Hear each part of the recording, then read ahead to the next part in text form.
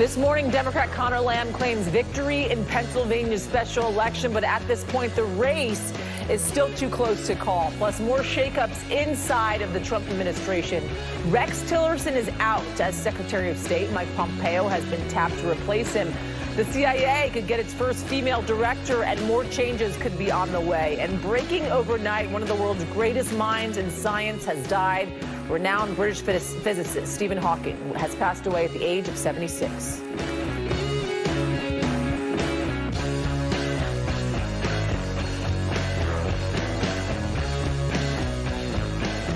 Good morning, everybody. It is Wednesday, March 14th. I'm Yasmin Vasugian alongside Louis Bergdorf. We start in Pennsylvania with 99% of precincts reporting the special congressional election in Pennsylvania's 18th district is way too close to call. We've been waiting on absentee ballots all night. Right now, Democrat Conor Lamb has a 579 vote edge over Republican Rick Saccone, despite the race not being called. Lamb declared victory last night, while Saccone stopped short of any concession. Watch this. It took a little longer than we thought, but we did it. I've heard, Conor, the job you're running for is the House of Representatives. So if you get down there, do the job. Do the job.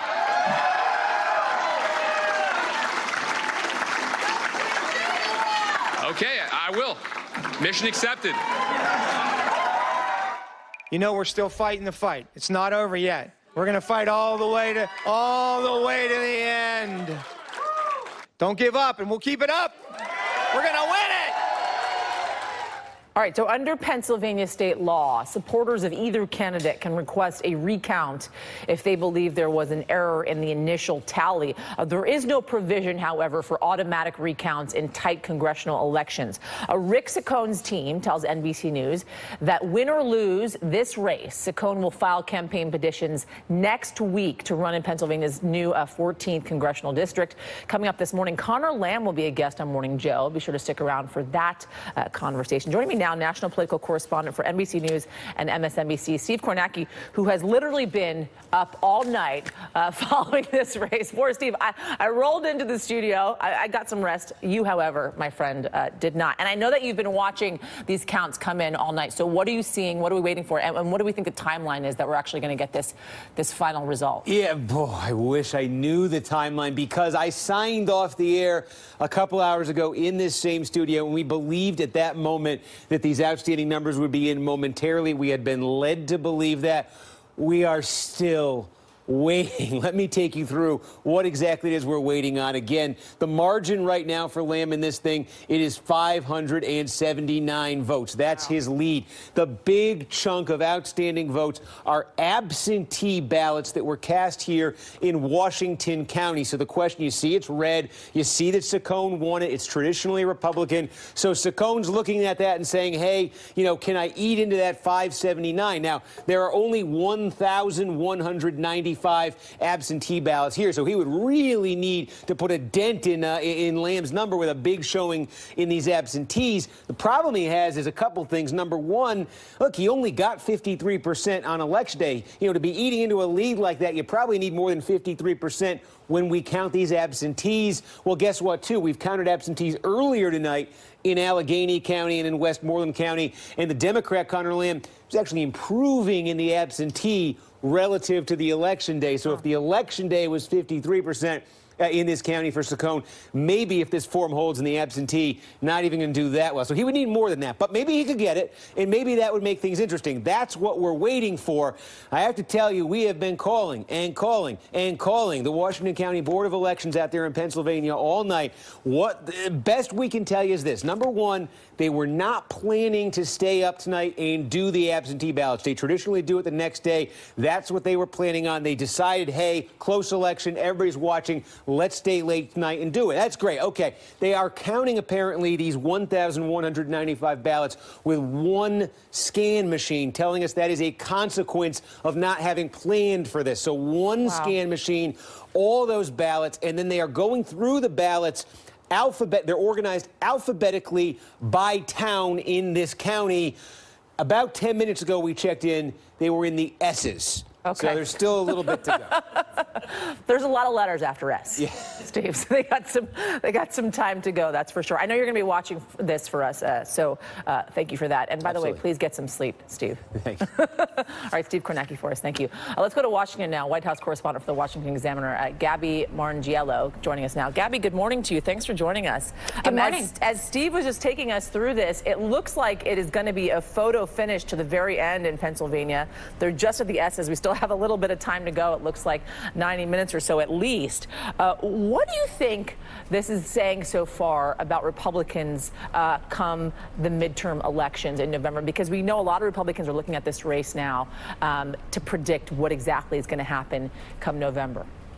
Well, look, I think in many ways this race was very unique for Republicans and Democrats. You had a Democratic candidate, Conor Lamb, really running in some cases on the same agenda that President Trump ran on in 2016, which is definitely different from what other Democrats are going to be doing in primary races, where they're going to have to stake out more progressive positions.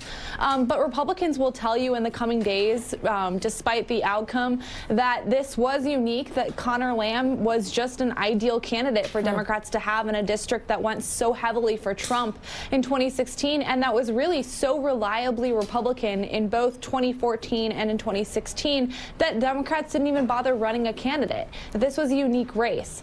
That being said, this is the first special election that we've had after the Republican tax plan passed through Congress, and Republicans really ran hard on it going into Tuesday's election. And so for Rick Saccone to not pull out an astounding win in this, for him not to pull forward based on the middle-class tax cuts that Republican promised, I think that the party is going to see a huge change in the elections going forward come November. So it's interesting that you say that the Republicans are saying that this is a kind of a unique race because Conor Lamb is a unique candidate. Then what can the Democrats take away from this, looking at the candidate that they put forward being Conor Lamb? Well, Conor Lamb didn't run as a part of the resistance. He wasn't a progressive candidate. He was more in touch with the, blue-collar workers and middle-class community in Pennsylvania, and that's something that obviously President Trump really tapped into in 2016. And in a lot of these states that are going to have close midterm races, you're going to have that same voter base that's really looking for a candidate who can come to Washington, who can promise to reach across the aisle, promise to drain the swamp in one way or another, but is capable of being either a Democrat or Republican and working across the aisle. And I think that that's what Conor Lamb really showcased in this election. He wasn't criticizing President Trump. I don't think there was a single speech in which Conor Lamb really went after the president. And in fact, in the week leading up to yesterday's election, he actually sided with the president on his decision to impose steel and aluminum tariffs on imports to the U.S. And so that is a lesson that Democrats can take away, that it is not a requirement that a candidate run against the president, that in fact, in some ways, then they can embrace the Trump agenda and still perhaps pull off a victory. Yeah, he definitely ran more as a centrist candidate, that's for sure, than he did a far left-leaning Democrat. Gabby Maranghello, thanks so much for joining us. I'm going to talk to you again at the bottom of the hour. Thanks, Gabby. Thank you.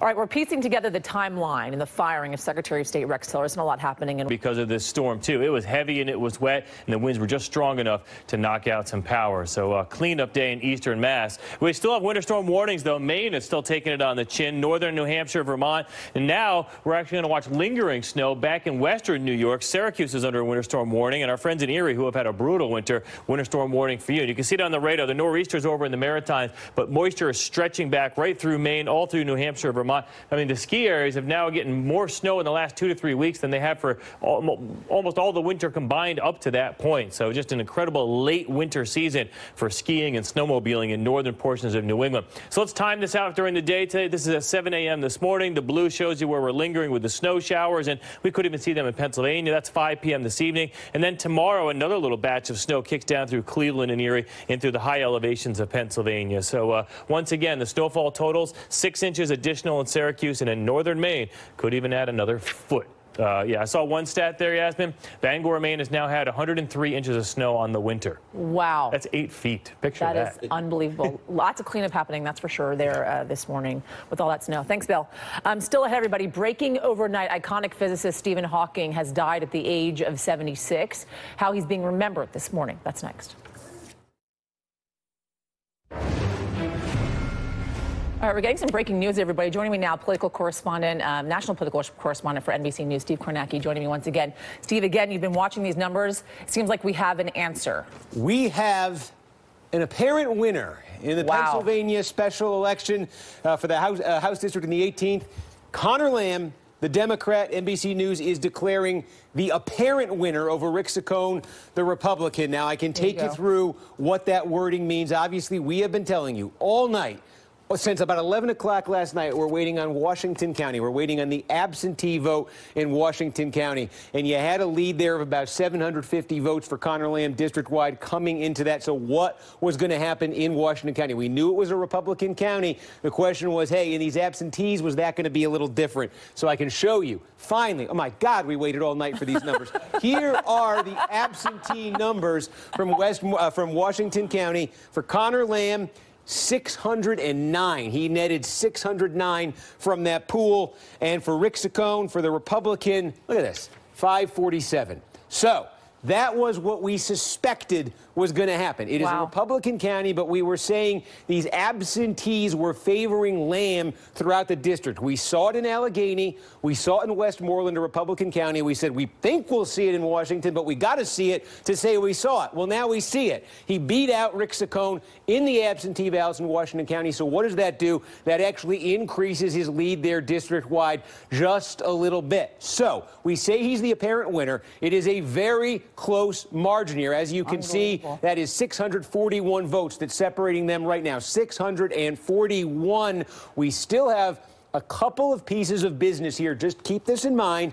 Greene County has 200 absentee ballots. They will be counted today.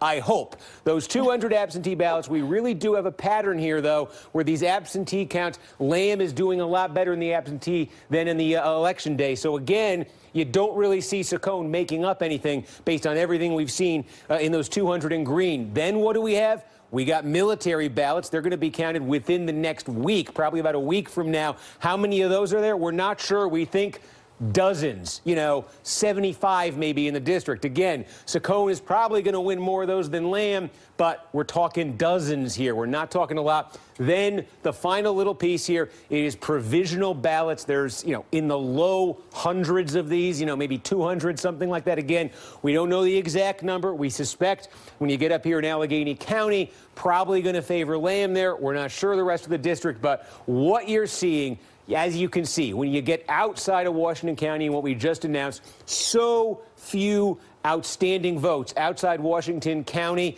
If you're Saccone, you needed to take the lion's share of Lamb. Ooh, the lion's share of Lamb's lead. You needed to take that out in these votes from Washington. Completely failed to do that, and that leaves Saccone with, look, again, legally, is he going to try to pursue some kind of recount here? We'll see. Do Republicans want him to try to do that? We'll see. Something absolutely crazy, I suppose, could happen with these few outstanding, provisional ballots or whatever. But honestly, this is the thing. This is the thing we were waiting for. We waited all night to see, could Rick Saccone beat that trend we'd been seeing and really get a big number out of Washington in the absentee ballots? He completely did not do that. And so, Conor Lamb is the apparent winner.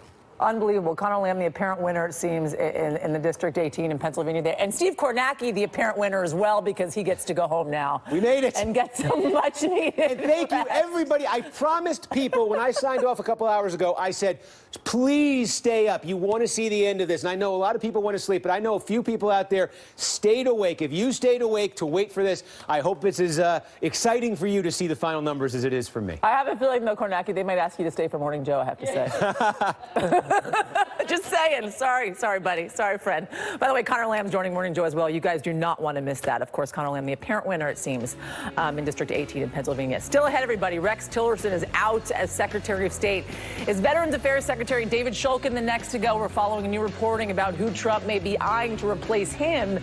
And one of the men closest to the president is gone as well. We're looking into why President Trump's longtime personal aide, John McEntee, has been fired. We'll be right back.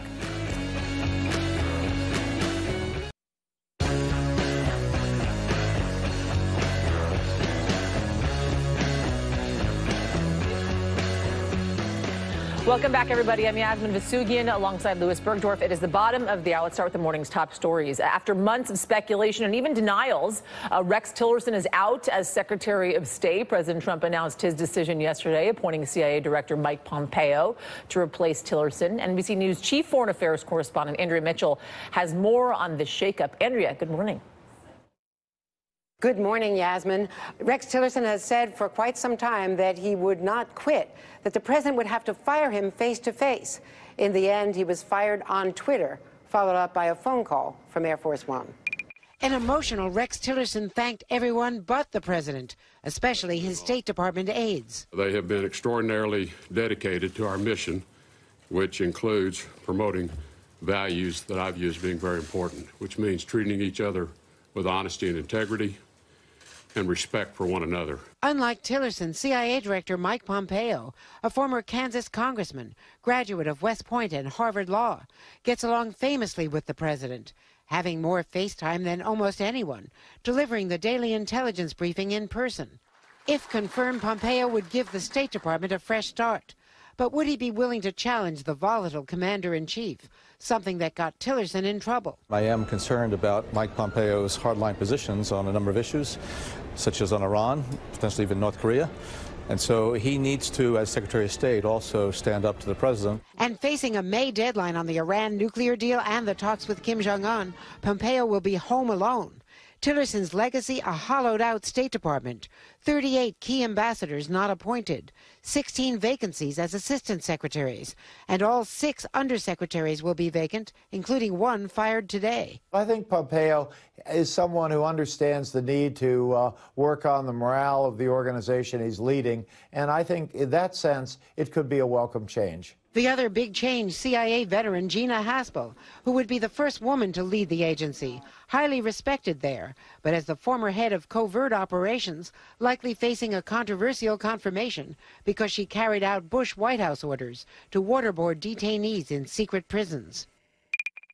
Just like Tillerson, Pompeo is going to have to share foreign policy duties with the president's son-in-law, Jared Kushner, at least for a while.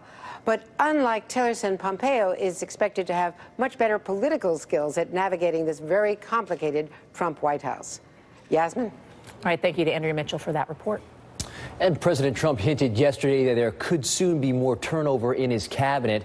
A source familiar with internal deliberations told the Associated Press that Trump is considering replacing Veterans Affairs Secretary David Shulkin with Energy Secretary Rick Perry. Now, Shulkin has faced investigations into controversies over his travel and the department's operations, though the White House expressed confidence in him last week, and Perry has not received a formal offer. This, as some see the president's recent actions, as a sign of lack of trust in his cabinet to perform and started doing things that himself. Quote, he's running the White House like the Trump Organization, said one person close to the president. Yesterday, Trump suggested more change is on the way. I'm really at a point where we're getting very close to having the cabinet and other things that I want. All right, amid the latest round of shakeups in the White House comes the revelation that another one of President Trump's closest aides has exited the administration. NBC News has learned that Trump's longtime personal aide, John McEntee, has been fired and was abruptly escorted off the White House grounds on Monday, according to 2 federal law enforcement officials. And one of those officials says McEntee's security clearance had been in limbo for some time as of November. He was one of the more than 130 White House staffers working with interim security clearances. Meanwhile, those 2 sources also tell NBC News that McEntee is under investigation by the Secret Service for alleged serious financial crimes. And sources close to the 27-year-old former college football player says he struggled with a gambling addiction, maybe related. Unable to reach him for comment, though. Just hours after the NBC, after the news that McEntee, who was by Trump's side since the 2016 campaign, had been fired and was under investigation. The president's re-election campaign announced he would be joining as a senior advisor in the wake of McEntee's exit. The top Democrat on the House Oversight and Government Reform Committee, Congressman Elijah Cummings, has asked the White House for more information on McEntee's security clearances and subsequent firing. Back with us, White House correspondent for the Washington Examiner, Gabby Marangiello, and here on set with me, journalist and commentator Bobby Ghosh. Gabby, I'm going to start with you. So we have this apparent winner in District 18 in Pennsylvania. Talk to us sort of about how Washington is going to react to all this now that Democrat Conor Lamb has won this seat. Well, I think you saw earlier this week Republicans sort of preemptively bashing Rick Saccone as an imperfect candidate and somebody who, in anticipation that he might not pull off a win, would give them a little bit of wiggle room in order to be able to spin this in a way that would be positive for them. And that's probably what you're likely going to see in the coming weeks. Republicans will say that despite pouring, $10 million into this race, that Conor Lamb was able to position himself as a centrist Democrat and really pick up a lot of blue-collar voters who backed President Trump in the 2016 presidential election, that this was a unique race to Pennsylvania and not something that is that should be looked to going ahead into the November midterms, that this isn't a forecast of what's to come for Republicans. Although I think that there is some questions about whether the tax plan that Republicans passed and that Rick Saccone ran on is enough to keep some Republicans in their seats come November. I certainly think, though, Democrats are probably going to be using this race as a blueprint to set themselves up for any sort of victories come November. And if they don't, it wouldn't necessarily be smart of them, that is for sure. Want to switch gears here to Rex Tillerson, Gabby, to find out what you know about his exit. What more do you know about his exit? Well, look, if you go back to the previous week before Tillerson was fired, there was an obvious disconnect between him and the president. I mean, Tillerson told reporters during his trip to Africa that the United States government was a long ways away from negotiating with Pyongyang, while President Trump the following day agreed to a face-to-face meeting with North Korea's Kim Jong-un. And so you can see that there was never really this chemistry between the Secretary of State and President Trump, that going forward, President Trump is really looking for somebody who is going. But we disagreed on things. Oh, it's not even close to the end. Angry over Hope Hicks leaving? New tariffs. Announce them immediately. Do you want Stormy Daniels off the front page? Who doesn't? Well, right. So agree to a meeting with the North Korean dictator. That'll do it. Desperate to get people to stop talking about the special election, which should have easily gone to the Republicans, now being a mandate on your presidency. Fire the Secretary of State, right? Well, this lines up, Willie, doesn't it? I love the old decision newsreel, making, first of all. Trump style. When we used to go to the movies back during wartime. Speaking of the movies, the only way you could hear about in person since the Academy Awards.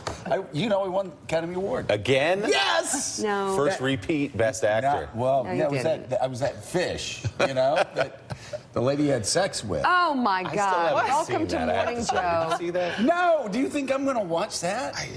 What's it like? I don't want people telling me that I need to watch that. I think it was a love story. It wasn't just about the sex, Joe. Okay. You could have fooled me. Let me help you. John Podhoretz just said that. By the way, Podhoretz, man. Welcome. He's still spun up about to that Morning Bachelor Joe. Oh, my God. It's Wednesday, March 14th. We have a lot of serious news to talk I wish we could about. already take back the first minute. With us, we have NBC News national political reporter Heidi Priestella. She's great. Isn't she great? Perfect. Even if I had nothing on that first segment. Yeah, no, please. better that way. And you're better off. It really Columnist is. and associate editor for the Washington Post, David Ignatius, is with us. Who really does regret being here this morning. But David, we thank you for being here. Does it? Not at all. Thank you. And Pulitzer Prize-winning historian John Meacham. There we go. Yes. He can explain the fish scene. And give us some boring perspective on everything that's going on. Okay, so just how chaotic was yesterday? Let me help you. Let John talk. No. John, you've won a Pulitzer Prize. No. It's Lent. I want to practice discipline, and that is to try to keep Mika awake. Okay, work on it. Let's go. Here's the list. But John Tyler. Once said. This is very important about. That's what I'm talking. I just fell asleep. Okay, so let me give you the list, and then you can give us the perspective. First, President Trump fires his Secretary of State on Twitter. Then, let's just stop right there for a moment and pause. Then he fires one of Rex Tillerson's top staffers, who called the White House story into question. After that, we learned that one of the president's closest aides, who reportedly is under investigation for serious financial crimes, was escorted off the White House grounds. But he quickly landed a new gig with the president's re-election campaign. It's kind of like a halfway house. Okay. And the news we just reported moments ago isn't going to give the White House much of a lift this morning. A Democrat is now the apparent winner of that special election in Pennsylvania, where Republicans have held power for 15 years. Steve Kornacki's been up all night following Western Pennsylvania's special congressional election. And Steve, what a shock. I mean, this is a district Republicans won by 36 points in 2010, won by 28 points in 2012, unopposed in 14 and 16. This is about as deep red as it gets. Donald Trump won it by 20 points just 18 months ago, but you have some pretty surprising news. Yeah, I mean, look, we are now declaring Conor Lamb, the Democrat, the apparent winner here in the 18th District of Pennsylvania. We can get into that wording in just a second, exactly why it's put that way. But basically what you're looking at here is a 641 vote margin currently for Lamb district-wide. And the reason he's just been declared the apparent winner in the last few minutes by NBC News has to do with this big county right here, Washington County. This is a Republican county. Traditionally, we waited and waited and waited and waited all night to get the absentee ballots from Washington County. We finally did. And what you actually saw here was that Conor Lamb won the absentee ballot count in this district by 62 votes, plus 62 for Lamb. Again, that continued a trend we've been seeing, the absentees favoring Lamb. It was Saccone's last sort of gasp hope in this thing. If you get a big number in the absentees, maybe he could have cut into Lamb's lead. What we're down to now here, and so far the Saccone campaign, we have to say they have not conceded as of this moment. What we're down to here and why we start getting into this apparent winner declaration is today still they will count the absentee ballots in Greene County, by far the smallest population in the district. There's going to be about 200 absentee ballots here. You'd expect Saccone would probably win these, but maybe only slightly. And again, based on what we just saw here, could even be Lamb. It wouldn't be shocking. And then beyond that, we're going to have military votes. I don't know, maybe about 75 of those. Those will probably favor Saccone, but it's not that many. And provisional ballots, low hundreds we're talking here. We expect certainly Allegheny, they'd probably favor Lamb. Maybe a different story, rest of the district, but there's not a lot of space there to make up 641. You know, Saccone really needed to chop that down to, you know, as close to zero as possible with those absentees in Washington. And really, it was 15 minutes ago we got the word, they counted them, and it actually got worse for Saccone. Wow. Okay. So, Joe, can Republicans spin this? No, there's no spinning of this. So again, you look at the turnout. Republicans' turnout was depressed. It was far below what it's been in the past. And you have the Democrats, once again, not quite as revved up as they may have been in Alabama and Virginia as far as turnout goes, but still enough. I think, though, really, Heidi, one of the big takeaways is that Republican message that we can do tax cuts, and that's going to be enough to carry us throughout 2018, really was short-sighted. In fact, again, in Pennsylvania 18, in the deepest of red districts, they didn't even talk about the tax cuts by the end of the campaign. They had to resort to the old cultural issues, which really is a sign of desperation. Joe, amazing. Republicans sunk in almost $12 million in spending into this race. They thought that they could sell this tax cut message, and by the end, like you said, they were flailing all over the place on immigration, Conor Lamb's too soft on crime, and they even went after him on guns, promoting his pro-gun stance, as if they were some kind of a far-left group to try and tear him down. And so this is ominous. And I do think that it will reverberate in many other races. And here's why, Joe. If you drill into the numbers a little bit, what we saw here were twin forces. Conor Lamb couldn't just pull this out by having anti-Trump fervor alone in Allegheny County. He got that. But what else did he get? He got those blue-collar, working-class areas to flip over to him. Many of these people who voted for Trump just a year ago moving over to vote for the Democrat. That is a very serious sign in other districts. This district should not have been anywhere competitive. And there's no spinning this, Joe. The White House spin last night was The polls the recent polls said it was 4, 5, or 6 points for Conor Lamb. The president goes in and look, it's only a handful of votes. The president pulled him closer. Well, the reason that the gap closed from 16 months ago to plus 20 from Trump, arguably, is because of Donald Trump and what he's done over those 16 months. So that doesn't hold any water. I'm going to quote what you always say, which is find a candidate who fits the district. Democrats found a candidate who fit this district in Conor Lamb. He was not Nancy Pelosi. He was a guy who comes from the place, who knows the place, who speaks to the issues that the people in that district care about. They had a good candidate who ran a good campaign, and there's a lesson in that for Democrats coming up in 18. He'll be joining us this morning. He will be joining us, a big lesson. And John Meacham, I keep going back to what you wrote about George H.W. Bush in your biography about him, just talking about a guy who did not trust hard ideology, understood that sometimes, you know, there was a time for revolution, but sometimes there was time to bring people together and make things work. Here you had Conor Lamb trying to do just that. You looked at what he was talking about. He didn't trash Donald Trump. He talked about what he wanted to do. And his opponent, though, Rick Saccone, talked about people who supported Conor Lamb hating God and hating their country. It seems like Republicans are finding themselves in a more and more desperate spot. And it seems right now, yesterday, we had Vaughn Hilliard quoting a guy who had voted for Donald Trump saying, "We need a good man in Washington. We need a good man in Congress." Wow. I think that may be the line of the 2018 year so far.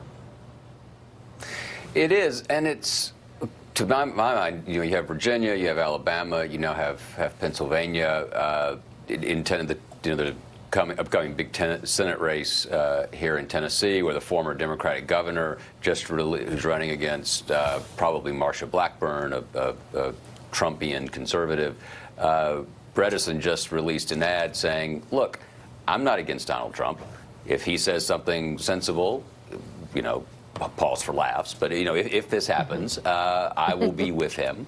If he doesn't, I'm going to oppose him. You know, I'm for Tennessee. I'm not for Trump or against Trump." And that's the kind of message that I think you saw in Pennsylvania as well. Insofar as these candidates in this long shadow of the 2016 election and its attendant ongoing Twitter chaos, whereby the heir to Thomas Jefferson is fired by a tweet, then you're going to have, I think, a common sense ethos going into next year. And I would think that candidates who could say, "Look, we're here to solve problems. We're not here just to attract attention to ourselves," I bet that's going to resonate. Boy, that's a strong message. And Willie, you had talked about finding candidates that fit the district. We had been critical. I had been critical in the past of Democrats for not being willing to do that in the past. Mika and I, when we went down and spoke to Democrats and talked to some Republicans, we were really stunned by how open Democrats were. The most progressive members of the Democratic caucus saying, "You know what? We have got to find candidates that fit the districts they're running in." They're ready to win. I always told my Kentucky story about you know, that pro-life, pro-gun Democrat in northern Kentucky, and when I found that out, I told the Republican candidate, "You're screwed. This race is over." And they are every Democrat we talked to.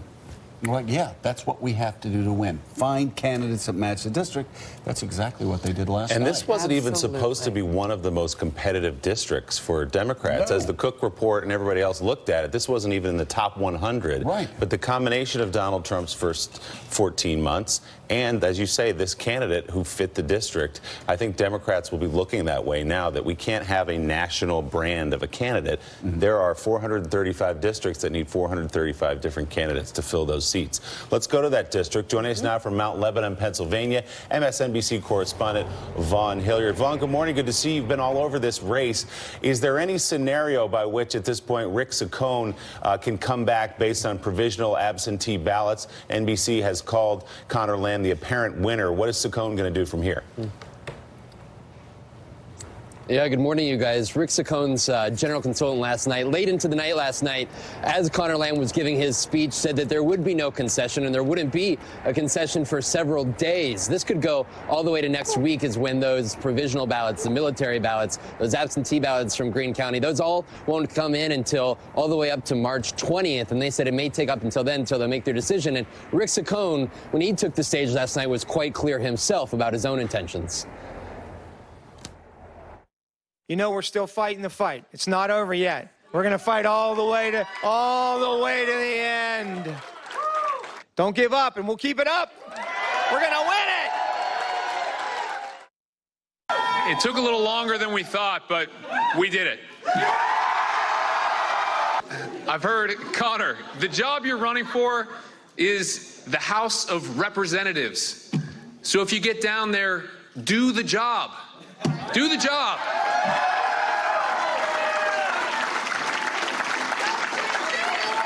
Okay, I will. Mission accepted.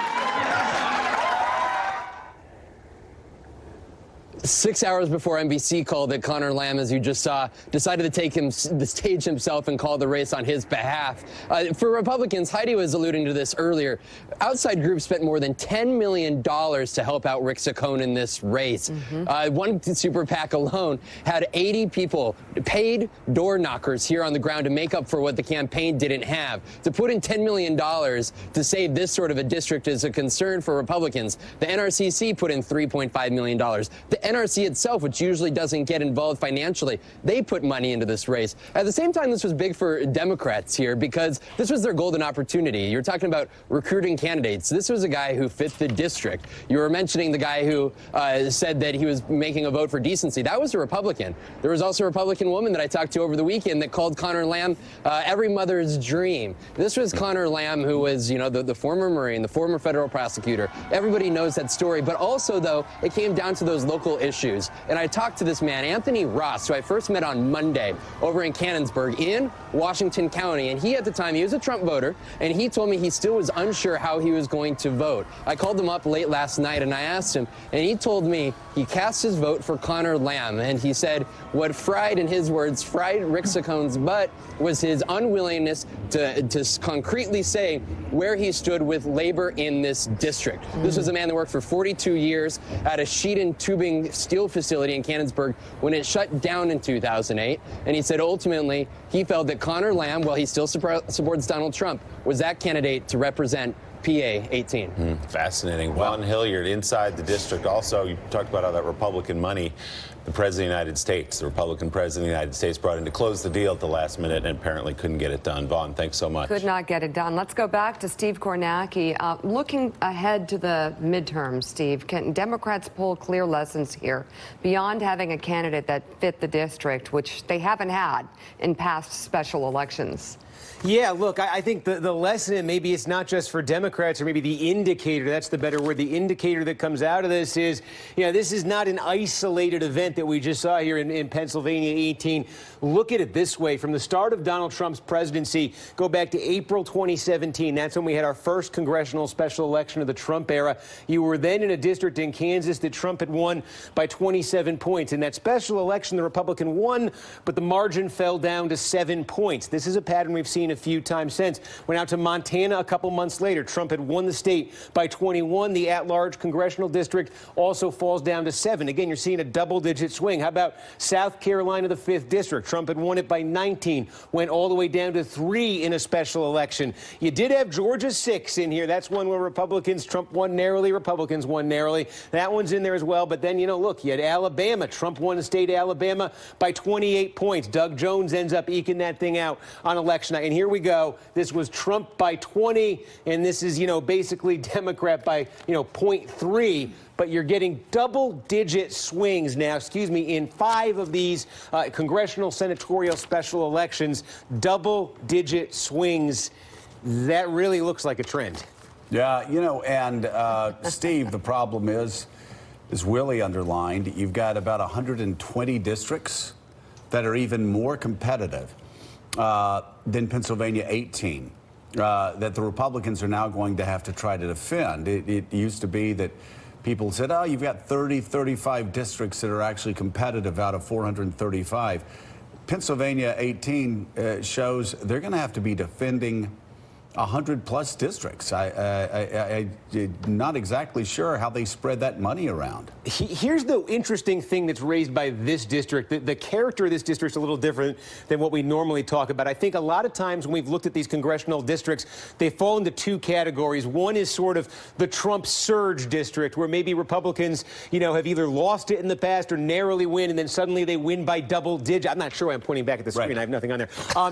There's the Trump surge district. The second kind we talk about a lot is the opposite. It's where there's sort of the backlash against Trump. We saw it in 2016. Think of Georgia 6, where Republicans normally win big. It was very close with Trump. Right. This is that third variety. Republicans won big with Trump. They also won big with Romney. The margin was the same, 20 points. Since the turn of the century, since 2000, this has been a double-digit Republican district. It's not just a Trump phenomenon that got it there, and yet Trump's presidency now produces a Democratic congressman from this district. It has been 20 points across the board. Yeah, wow. And boy, that is a 20-point backlash. And if you look at all the backlash here, we're putting up Kansas 4, again, a 20-point swing.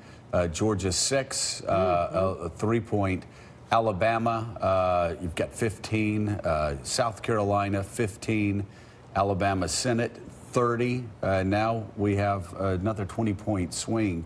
That's quite a backlash, again, Steve, in just 18 months. I know you've been up all night. Thank you, Steve. Yeah, thanks so much. Get some sleep. It's time to go home. It was a fun one. Get some sleep. It was a fun one. Thank you so much. Thanks, guys. And again, Conor Lamb will be our guest this morning on Morning Joe. Oh, fantastic. David Ignatius, the timing of so many things that happened yesterday. We were talking about the chaos of this past week, but even yesterday, the president fires Rex Tillerson by tweet. Then he fires a State Department official who basically said Rex Tillerson was telling the truth and didn't line up with the official spin out of the White House. Then we find out another White House official close to the president was escorted off the premises and is under investigation by the Secret Service for serious financial crimes. So much chaos going on as these voters went to the polls, but I've got to think that a president firing America's top diplomat by Twitter before he even knows has to be so jarring, not only to our allies across the globe, but also to voters across America. As voters went to the polls yesterday, they had this image of a Washington in chaos, president behaving in such a almost capricious way towards somebody who'd worked for him. Joe, for me, the abiding image of this Pennsylvania election is Donald Trump on Saturday speaking to a crowd that was just roaring its approval, just people clapping and cheering. And you might have thought, looking at that the president's personality, his appeal to his base might carry the day. No. In fact, he has that group of supporters, 30 to 40%, who clap as loud as they can, but in the end, it couldn't help keep a district that has been reliably Republican. So it's sort of that contrast, that Trump speaking to this narrow group with great animation, and you think, gosh, he's still got those Trump voters. Turns out that yesterday he didn't. I mean, that's a great point, David, and for all the people, as we said before, for his base that he inspired, he was turning off segments of women voters, of black voters, of Hispanic voters, of, once again, Republicans in suburbs. That's the thing. Every time cable news networks play Donald Trump speaking for 90 minutes, yes, it gins up a third of America, but I would suggest that Trump's actually hurting himself. The president's actually hurting himself because he's offending all of these groups that have turned a deep red seat throughout this entire century, John Meacham, into a blue district now, and they've also elected a young man, and my gosh, I'm so old. He looks like he's about 15 because I'm such an old guy. But they have let Conor Lamb in the door, a former prosecutor and a U.S. Marine, who we're going to be talking about. I would guess. You say this, I've just doomed him. He'll be out next week for the next 20 years. This. You look back again. You look back at what happened in 1974, post-Watergate, and you look at the generation of leaders that 74 off-year election created for Democrats. And I just wonder if we are not seeing the rebirth of a national Democratic Party here. Stay with me, everybody. Stay with me. Well, just don't get us ahead of our skis. No, because you were finding, John, that the Democratic Party has awakened. They've gotten smart. And they have a lot of U.S. Marines, a lot of retired military men and women, a lot of people that are fitting their district that are sort of out of the Seth Moulton mold, that are going to be tough for Republicans to paint, as people like poor Rick Saccone tried to paint Conor Lamb, a U.S. Marine, as somebody who hates his country. Yeah. You know, Harry Truman had that 22 years of retirement, and he gave a lot of interviews. He talked a lot. He left a lot of notes. One of the things he left was the idea that the Democratic Party or the Republican Party, to thrive, had to have people of different ideological views under the same tent. Yeah. That is, he worried about having two parties that were ideologically pure fighting each other. He thought that was bad for the country. And right now, to go to your point, maybe the Democrats seem to be in a better position to actually have some internal debate, that therefore, you know, sometimes we think of internal debate as a sign of dissension and a battle for the soul. It's actually a sign of health, because it's more, that means that the party is going to present a candidate that is arguably more representative of the country going into a general election and then ultimately into governance than a one-issue, one-note party. And that's the one caution I would make about the idea that of the wave, which I suspect is real. You know, in 1982, Reagan gets hammered, gets reelected. 1994, famously, Bill Clinton gets drowned in the wave, wins in 1996. Barack Obama, 10, wins in 12. One of the things that I think we always have to remember when we talk about the age of Trump is that he is a national, almost disembodied brand from the ordinary conventions of politics. And it may be that he cannot transfer his popularity, his connection to his base, to anybody else. But that doesn't mean, heading into a re-election year, that he won't be able to put together, cobble together the same kind of coalition. And I think the people who are most dedicated to trying to change the tone of the country need to be focusing very hard, very strongly on that particular national brand. And it is a reality. And, you know, Barack Obama, he did not have coattails. He got hammered in 10. His party got hammered in 10 and 14. You could say the same thing, of course, about Bill Clinton. Yes. And it doesn't, right now, it's not transferring for Donald Trump, and you wouldn't expect it to transfer for Donald Trump. As we said about Hillary Clinton, she kept thinking she could do what Bill Clinton did on the campaign trail. She just couldn't do it. Wow. She wasn't that candidate, and Donald Trump got elected. So, no, there's no doubt. Democrats could win huge this year, and Donald Trump still has a good chance of getting a lot of those people that voted for Conor Lamb back on his side. Because it's important to remember, in that district, Donald Trump still has a 51% approval rating. But I think every day this president makes it easier for Democrats, and they can just take a page out of the Trump playbook and steal his brand and just make America good again, as this presidency appears to rot all the way to the core. Well, it's getting easier. I'm not saying we should get cocky about things, but you have to have the candidate that can actually stand on a debate stage with him and do just that, because the Democrats and the Republicans threw about 20 candidates at him, and none of them were able to do it. So next we'll get into the Rex Tillerson timeline. This is a huge story making international headlines. How John Kelly reportedly tried to soften the blow before one of America's highest-ranking officials was publicly and unceremoniously fired via Twitter. Willie did that At to me this one point, time. no one can showed come up. on this show on the Republican side and say you can ignore the president's Twitter. Plus, that's not an excuse anymore. Why the Secretary of State may have company. Reports say the head of Veterans Affairs is on shaky ground, and the president is even eyeing another cabinet secretary to replace him. Plus, you're always hearing McMaster's going. And oh, my Lord. Whoever. You're watching Morning Joe. We'll be right back with much more.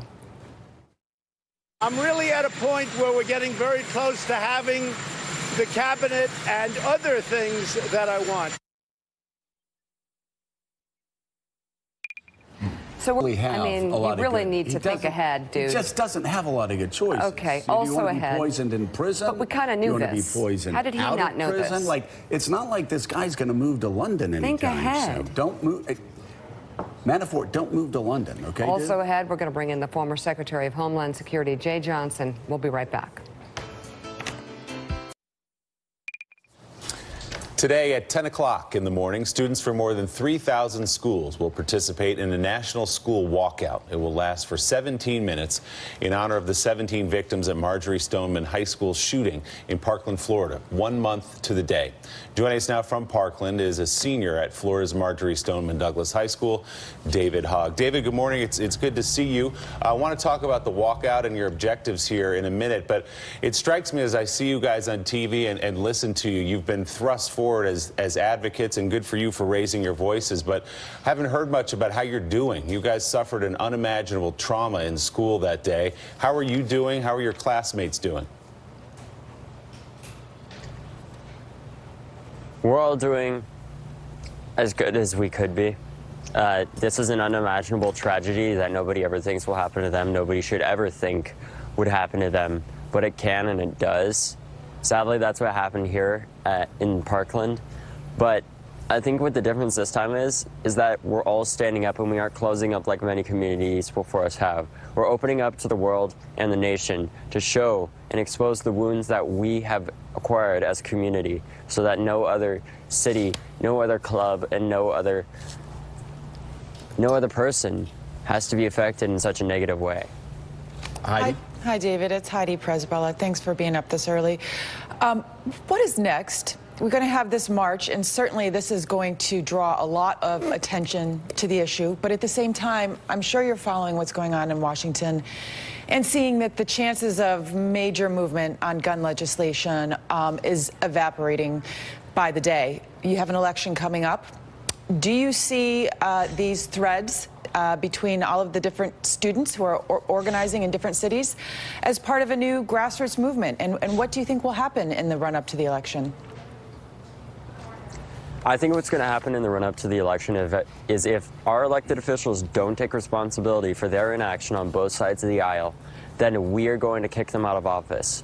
We are their bosses as the American democracy, and if they don't serve us like the representatives that they're supposed to be, that's okay, because one, we'll kick them out of office by not re-electing them, and two, they'll be remembered in our history books that my generation writes as the cowards that they are because they don't take action. We've seen so many thousands of people die with no action, and now we're here to change that. And the way that we really continue this movement, even after the march, is having more school walkouts until legislative action is taken. Because this is ridiculous. How should we be expected to go to school and do our job as students if our elected officials won't? Why should we have to? You know, David, all of us have, most of us have children who are in school right now. It's deeply affected them. I suspect everybody, regardless of their position on the Second Amendment and what the Second Amendment is and is not, have to talk to their children before they go to school.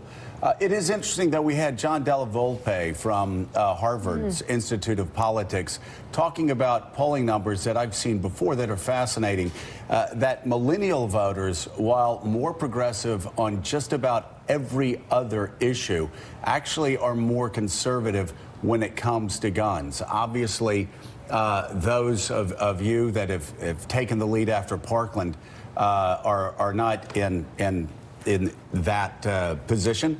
But I'm wondering, what message do you have, instead of just to elected leaders, what message do you have to your own generation and to other millennials who are more conservative than most would expect on this issue?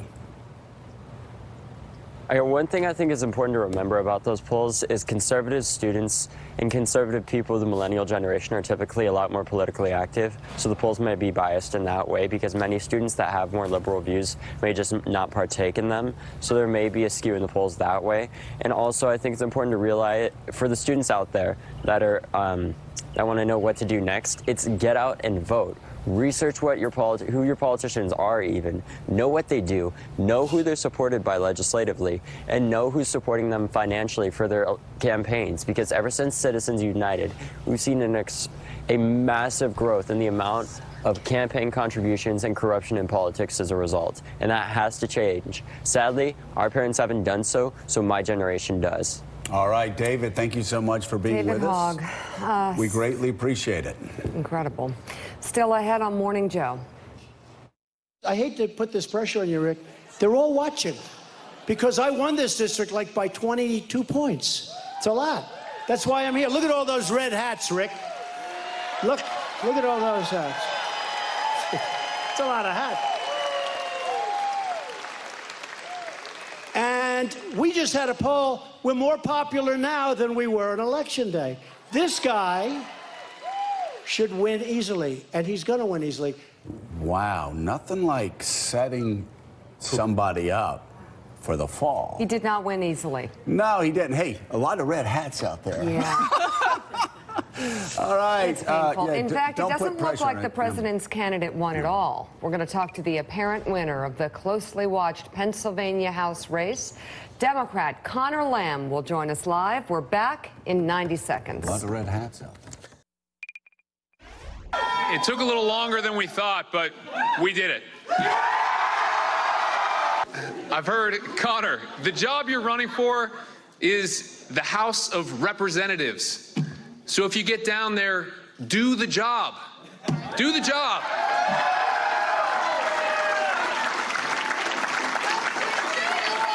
Okay, I will. Mission accepted.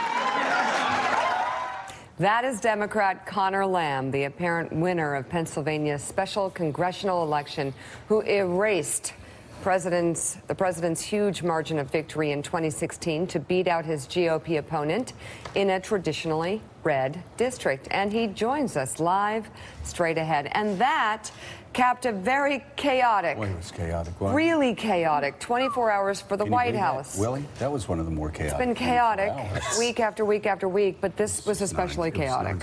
First, the president fires his Secretary of State, and he does so on Twitter. Then he fires one of Rex Tillerson's top staffers who called the White House's story into question. After that, we learned that one of the president's closest aides, who's reportedly under investigation for serious financial crimes, was escorted off the White House grounds. He quickly landed a new job, though, with the president's re-election campaign. We haven't even gotten to the Stormy Daniels part of this. Yeah. Which she and her attorneys appear to be closing in on the president and saying, you know what, we're going to do what we're going to do. And you are going to be humiliated. I guess they're going on 60 Minutes. They say we're going to pay the money back. They're saying she will not be silenced. Yeah. And that she has a right to tell her story and show the evidence of her story. Yeah.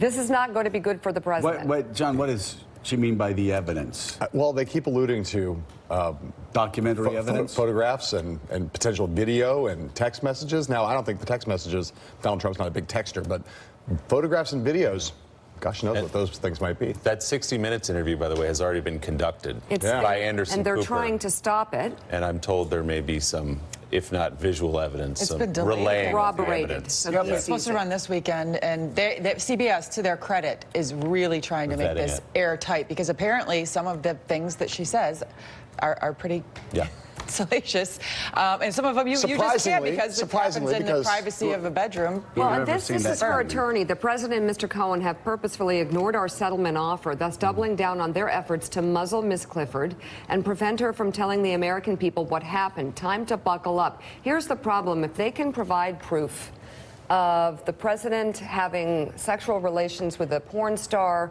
right after the birth of his son, lying about it, covering up, then trying to pay for her silence or pay for her services. I don't know. Who knows what at this point? This would actually, I think, close out the truth that some might say, oh, the media is lying, or oh, the women are lying. This really puts Ivanka Trump, Melania Trump, and the women in the White House, let alone the men, in a terrible position.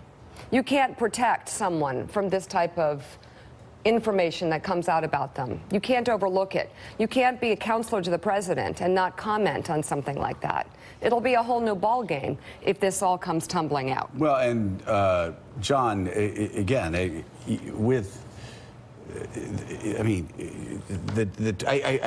flabbergasted that the Trump administration thinks they can stop CBS from airing this 60 Minutes episode. We have ample precedent with the Pentagon Papers, New York Times, Washington Post, other papers, able to publish what are considered to be military secrets. The same thing with the military secrets that were published, classified information that's been published time and time again. They are not going to let a non-disclosure agreement stop them from running this. If Donald Trump has an issue with Stormy Daniels legally, then Donald Trump will have to sue Stormy Daniels, but he will not be able to stop. He will not be able to stop this interview. Just remember, most people watching this show have seen the movie The Insider about Jeffrey Wigand, the tobacco whistleblower, played by Russell Crowe in that movie. Al Pacino playing Lowell Bergman. It's exactly about this issue.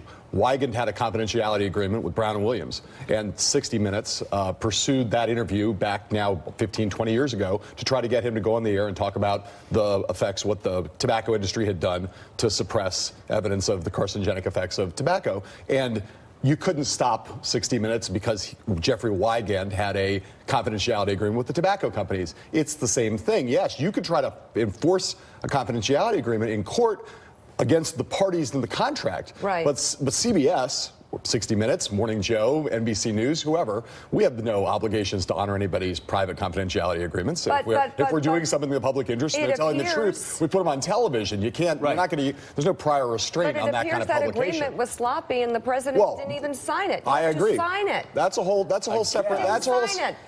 separate question for if he decides to sue her. He could sue her, but all I'm saying is CBS is not going to be restrained by the White House. What's he suing her for? The fact that he was too sloppy to sign his own agreement? All right. So let's go from Stormy to the Secretary of State. Silly. David Ignatius. Not very smart. What is the impact of the Commander-in-Chief firing his Secretary of State via Twitter? What a firestorm. And then having the Secretary of State defiantly bid adieu to the State Department in the country, and then having another State Department official fired for telling the truth about the Secretary of State's departure.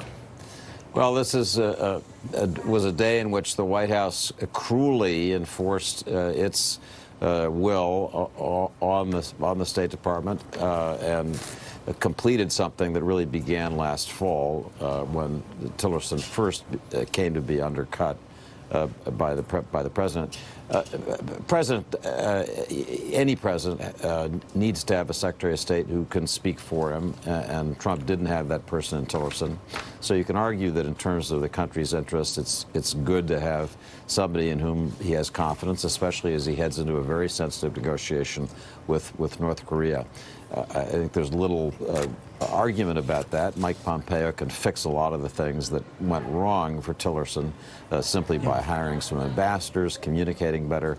what troubles people is the gratuitous cruelty and humiliation of the way that Rex Tillerson, a distinguished person with Secretary Tillerson, as decent a person as he is, let's try to move forward with Mike Pompeo and the new team that he'll put in. But what message, John Meacham, does it send to other staff members that the President of the United States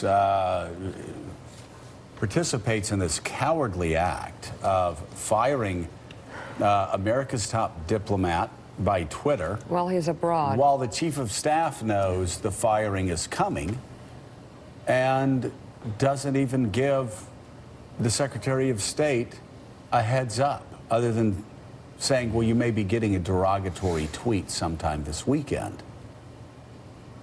Well, this is government by Shackleton expedition, right? That's you know, yes. Gesundheit. Yeah, go ahead. Tell us about that. It's people are eating their own here, and it's all right. We'll shift it now. How about this? It's Lord of the Flies.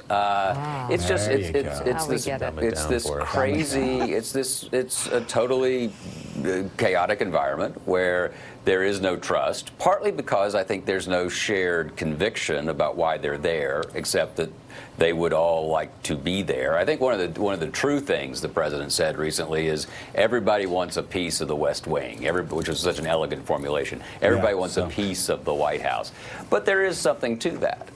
But what brings people together in effective White Houses?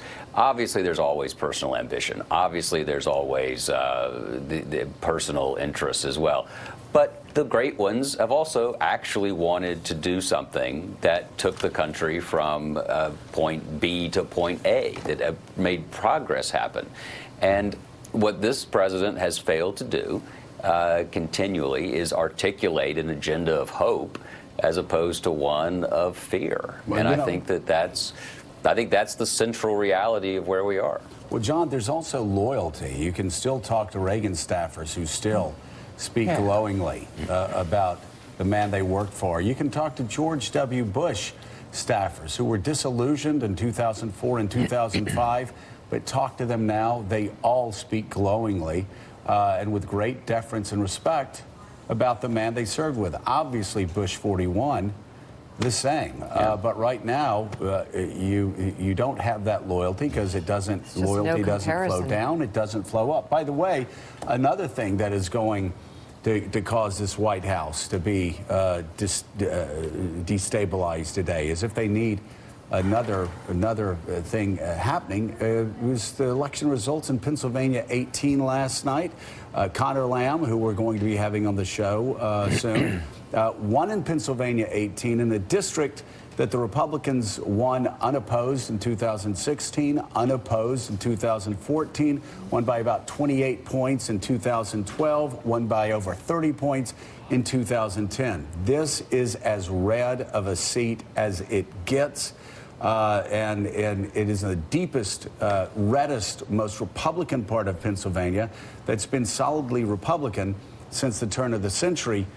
John Heilman, we keep saying, and everybody keeps warning viewers, well, you know, yes, Virginia was rough, but it doesn't mean anything in the fall. Yes, Alabama was tough for Republicans, but it doesn't mean anything in the fall. Yes, Pennsylvania 18 was tough for Republicans, but it doesn't mean anything in the fall. That's sort of like saying a nor'easter going up from Washington to Wilmington to Philadelphia to New York is not going to be a concern for Connecticut. Right. It just seems that this is the undeniable fate facing Republicans this fall.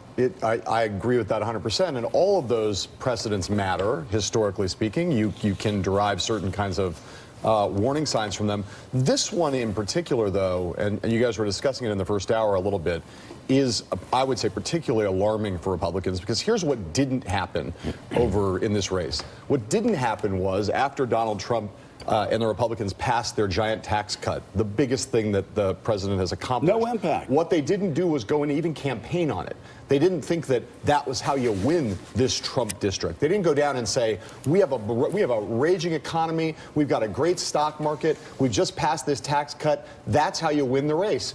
No, they did not make that argument because they knew it wasn't going to work. So instead, in this district, which you're right, Joe, is very red, but is not among the most conservative districts in the country, so they don't have this argument around tax cuts that they think will win for them. So instead, they rolled out these cultural issues. They ran on immigration. They tried to run on guns. Just like Ed Gillespie. They raised Nancy Pelosi as the bogey woman in this race. That didn't work either. So if tax cuts and the economic message they decide can't help, and the cultural Trumpy messages did not work, a 20-point gap from 2016 is washed away.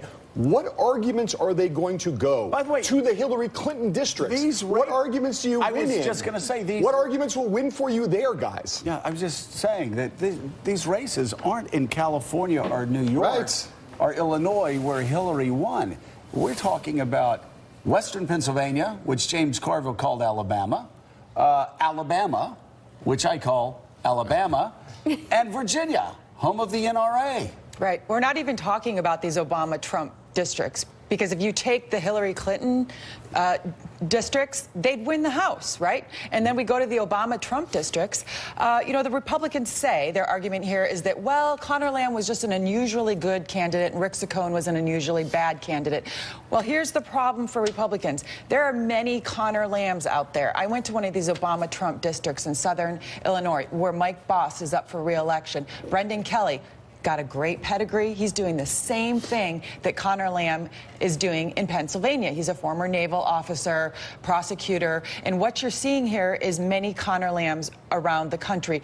This is like the Tea Party in a sense that these people are newcomers to running for federal office.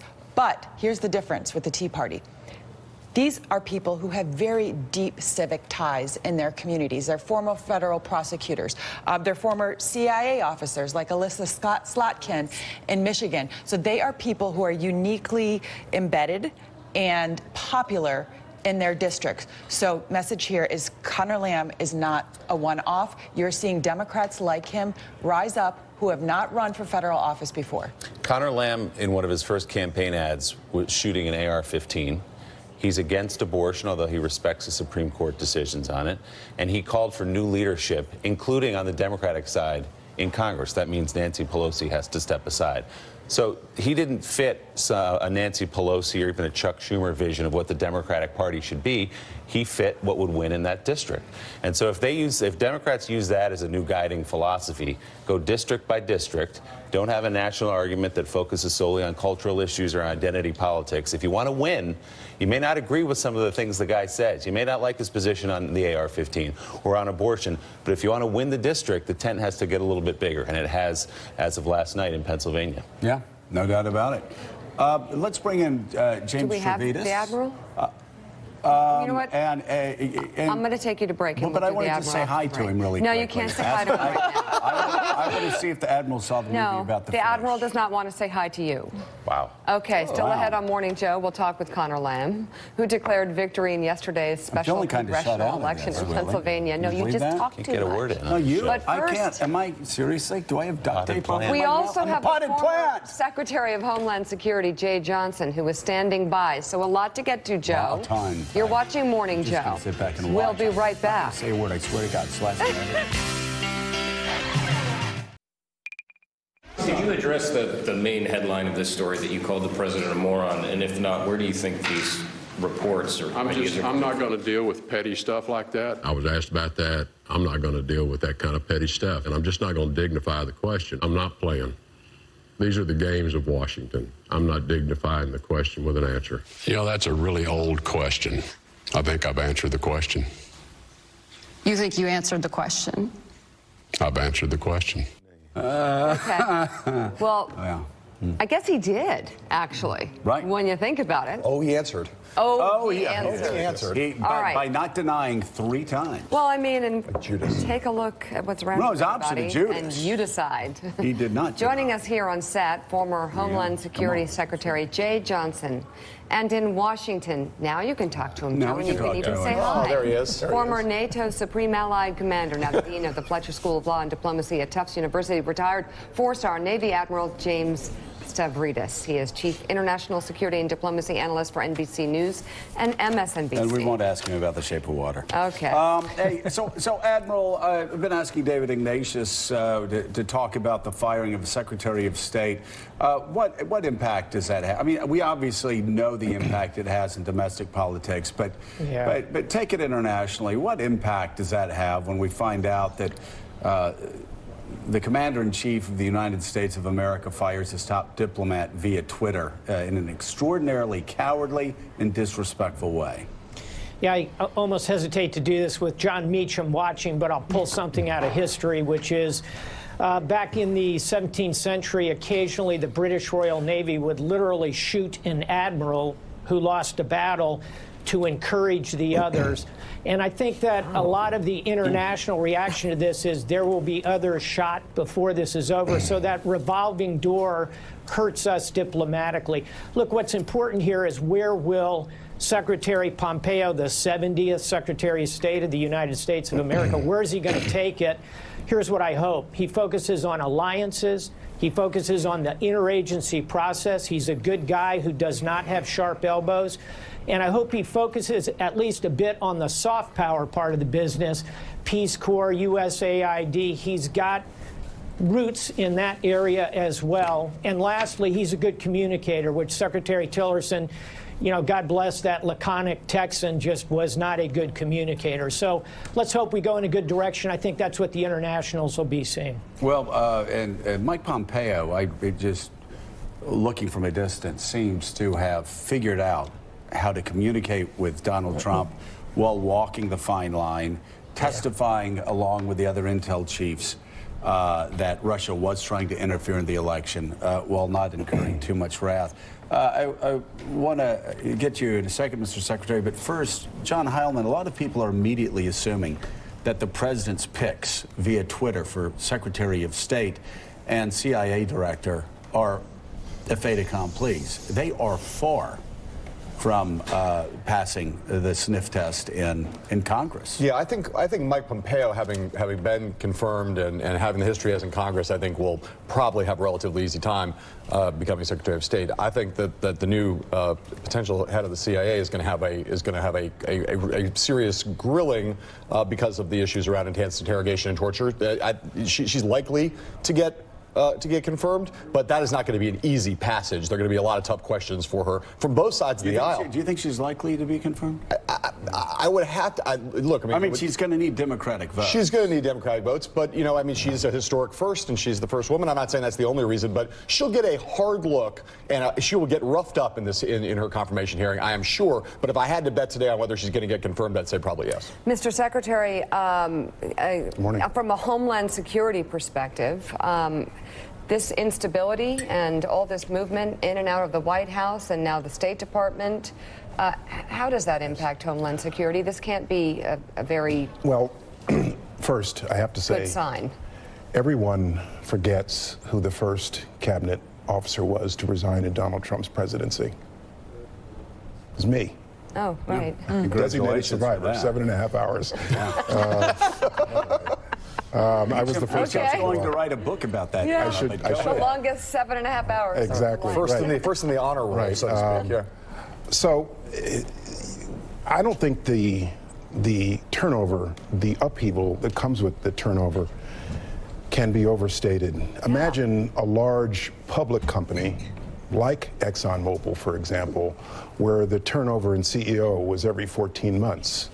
You'd have a very difficult time launching any long-term initiatives. And the reality is, and I know this because I've been through it several times, when a secretary leaves and a new secretary comes in who has to be confirmed by the Senate, basically everything at the senior-most levels of that department stops, and it's paralyzed while everyone's getting the nominee ready for Senate confirmation. The various unders and assistant secretaries stop what they're doing. They're concerned about where the new boss wants to go. They're concerned about their own jobs. And so this is tremendously disruptive at a time when this president wants to begin a dialogue with North Korea, which is no easy task. You'd normally have your State Department steeply embedded in that initiative. Situation right now with Russia is tense, with China is tense, with Western Europe it's tense. And so I'm very concerned about basically the stability of our U.S. government with so much turnover at the White House and now at the cabinet departments. Admiral Stavridis, Secretary Johnson is right. If you look at a flow chart of the State Department right now, boy, there are a lot of vacancies and a lot of them at high-level positions, as you referenced, like the ambassador to South Korea. You talked about Mike Pompeo as somebody who might be good in that job, but isn't the lesson of Rex Tillerson that if you cross the President of the United States, if you challenge the President of the United States, if in the eyes of the... All right, I want to bring my panel back in, along with former CIA operative Evan McMullin. Ben, I want to go to you because I just can't get over the fact that Rex Tillerson was fired via tweet. Rex Tillerson, like him or not, ran the most powerful company on the planet a year ago, had his own security detail, foreign policy detail. And the president, Hugh Hewitt, said to me this morning, well, it was a distraction. That was the president's plan, a distraction to get us to not focus on the Pennsylvania race. Dear President Trump, we can walk and chew gum at the same time. We can focus on the firing. We can focus on Stormy Daniels. We can focus on Pennsylvania. We got it. Yeah, the idea that he thinks that strategically, that he's going to send out this tweet about Rex Tillerson because of what might happen in Pennsylvania later in the day, completely ridiculous. It bodes poorly on him as a leader. I mean, it's insane when you step back and think about the fact that we have a president of the United States who is firing cabinet secretaries via Twitter without them knowing about it. I mean, any previous presidency, we would be completely shocked by it. We're not shocked by much in the Trump presidency, but he absolutely humiliated Rex Tillerson, who then, in his own press conference, in his own way, went after Donald Trump. Did not thank him personally for the opportunity to serve, which is very unusual. Talked about Russia's influence and the fact that the State Department needs to do more, the rest of the country needs to do more. That is a very subtle way of saying to President Donald Trump, you are not doing enough on Russia, and why is that? I think this was very clearly a response by Tillerson to Trump of being publicly humiliated in a really shameful way. Okay, Evan, Mike Pompeo was confirmed as CIA director, but now he's got to get confirmed as Secretary of State. How big are the obstacles for him? Because, again, this argument that Trump wants to have his guys in line for the North Korea meeting, the North Korea meeting might not ever happen. If it does, it's months away, and confirmation takes quite some time. Yeah, well, look, I think Pompeo will be confirmed. I mean, he'll face some challenges that I think will result from the nature of this administration and Rex Tillerson's firing and that sort of thing. But I think he'll be confirmed. I think what we're seeing here with the president is he's a president and has a presidency that's besieged. You've got a Russia investigation that's advancing within his inner circle, encircling him. His poll numbers have been historically low. We see that in race after race in these special elections, his candidate loses. And even now in Pennsylvania, when the economy is doing very well, even that message isn't translating to electoral victory. So he's facing a likely Democratic wave in the midterm elections, which will make his impeachment more likely, especially if the Mueller investigation progresses from where it is now. And so he's feeling a lot of pressure. And so he's going to go back to what he knows most and what he believes most, which is that only he can solve these problems, as he promised the country during the campaign. And so I think you're going to see a further death of expertise and process in this administration as Trump tries to say, look, I'm going to make all these decisions, whether it's trade or North Korea, on a whim. It's all about me. And so you're going to see a more erratic, less expert-driven administration than we've even seen thus far. Isn't it stunning that we're now calling Rex Tillerson an expert when we were from the get-go we were saying, is this guy qualified for the job? Evan, I want to just stay, though, on the CIA director designate, Gina Haspel. You're an ex-CIA guy. This woman was a key player in the United States Enhanced Interrogation Program. She oversaw a secret prison in Thailand and also pushed for videotapes of waterboarding to be destroyed. The ACLU says she was, quote, up to her eyeballs in torture. What does it mean for the agency and your former colleagues to have somebody like this in charge? Well, I do think that was a dark time in our history, and mistakes were made, and she was a part of that, although I think that I'm told that she sort of learned from that, as I think the agency and the country did. But I'll tell you, she's a career CIA veteran who I think will do a good job. I understand that she'll face a confirmation challenge on that issue, and that's fine. Maybe we should have that discussion once again as a country to make sure that it doesn't happen again. But I think she's going to be a good director, and I'm pleased with it because she's a careerist. She's not one of Donald Trump's political allies who's going to politicize the agency, which I've been concerned about. I think she will lead the organization well. She's very experienced and very capable, and I'm happy about her nomination, and I think she'll be approved, although with some challenge. Reverend, are you concerned? I mean, we've heard it being reported the president is now shaping the cabinet the way he wants. Pompeo is far closer to the president when it comes to North Korea. Iran, the president is pro-waterboarding. Clearly, Gina Haspel has a background there. Is this telling you anything? Well, I think we have to be mindful, though, of the influence of Putin, quite frankly. Rex Tillerson was a close friend of Vladimir Putin. This timing is interesting. Just 2 weeks ago, ExxonMobil backed out of its deal with Russia to do the drilling. So I don't think there's any coincidence there. And then Tillerson said, I guess day before yesterday, he agreed with Prime Minister Theresa May. So that was bizarre because they had been friends. So I don't know that all of that is not related. At the very least, the Steele dossier, at the very least, implies that Putin was involved in the hiring of Tillerson in the first place. So if he had influence on the hiring and all these other things coming together, these cumulative events suggest that Putin may have been involved in his firing. I don't know that this still is not a cabinet that is influenced by Putin, and this is the cabinet he wants. We have to wait and see. My goodness. All right, we're going to leave it there. Coming up, 1 month after the Parkland shooting, students across the country plan to walk out of school demanding action on guns. This is stunning. I've got an 11-year-old who's walking out of his school today. I just can't believe this is where we are. We are going to go live to schools across the country next.